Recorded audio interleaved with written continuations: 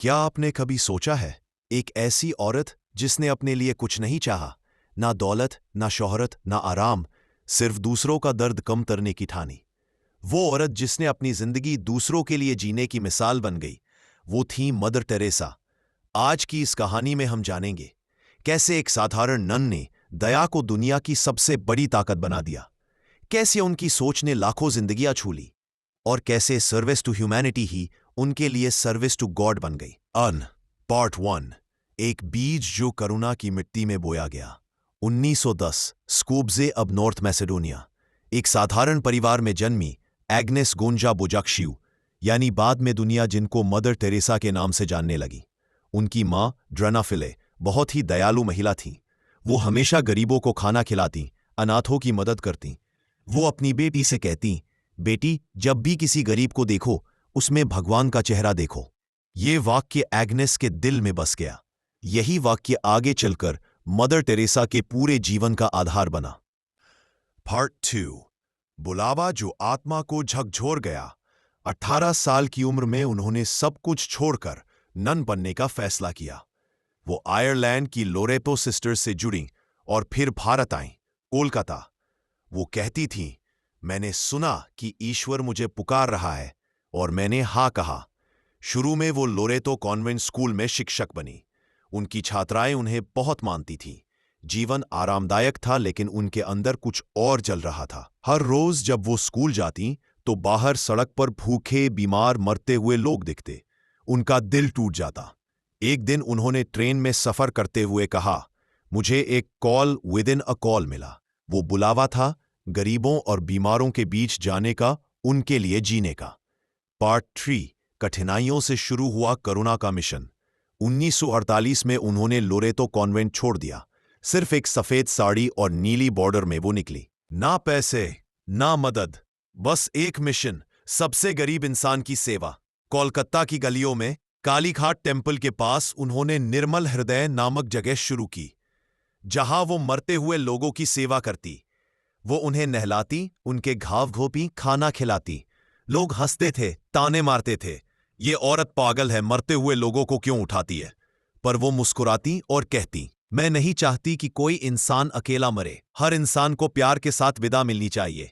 This is part 4, जब दुनिया ने देखी सर्विस की शक्ति। धीरे धीरे उनके साथ कुछ और औरतें जुड़ने लगी। यही बना मिशनरीज ऑफ चैरिटी, एक ऐसा संगठन जिसने आगे चलकर पूरी दुनिया में 130 से ज्यादा देशों में काम किया। उनका मकसद साफ था, we serve the poorest of the poor. वो कभी धर्म या जात नहीं देखती। उनके लिए हर इंसान भगवान की संतान था। एक बार एक रिपोर्टर ने उनसे पूछा, मदर, आप इतने गंदे बीमार लोगों को कैसे छू लेती है? मुझे तो गंध भी बर्दाश्त नहीं होती। वो मुस्कुराई और बोली, जो मैं करती हूं वो मैं जीसस के लिए करती हूं।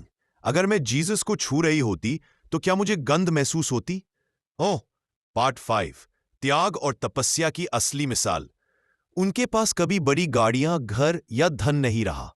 वो खुद बहुत साधारण जीवन जीती। सिर्फ 3 साड़ियां, एक छोटी थैली और एक प्रार्थना की किताब। उनका कहना था, सिंपल लिविंग, हाई लविंग। उनकी जिंदगी एक संदेश थी कि खुशी देने में है, लेने में नहीं।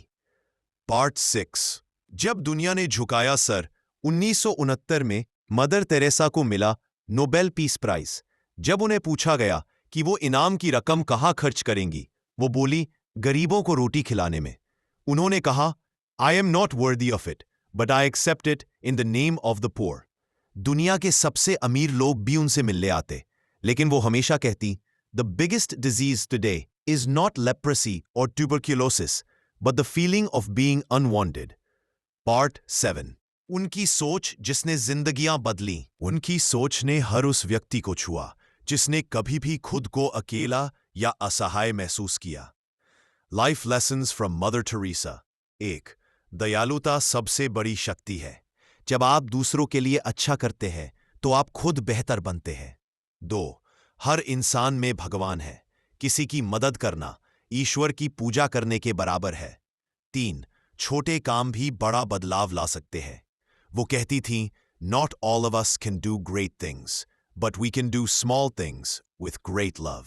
4, सेवा ही सच्ची सफलता है, पैसा या पद नहीं, बल्कि दिल की संतुष्टि ही सच्ची सफलता है। खुद को भूलकर देना सीखो। उन्होंने कहा, इफ यू जज people you have no time to love them. Part 8, उदाहरण जो दिल छू जाए।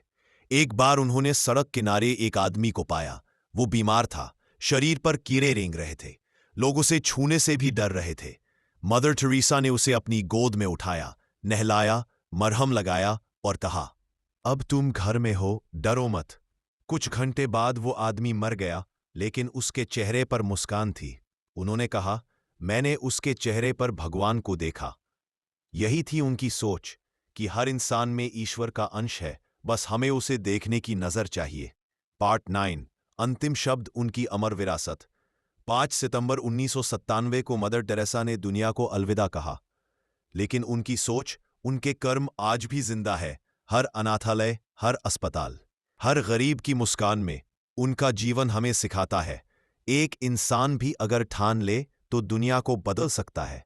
अगर आज मदर टेरेसा की कहानी ने आपके दिल को छुआ है तो इस वीडियो को लाइक करें, उनकी सोच को आगे बढ़ाने के लिए शेयर करें, और अगर आप मानते हैं कि दयालुता ही इंसानियत की असली ताकत है तो कमेंट करें, मैं भी दुनिया में करुणा फैलाऊंगा। और हाँ, ऐसी ही और प्रेरणादायक कहानियों के लिए चैनल को सब्सक्राइब करना न भूलें।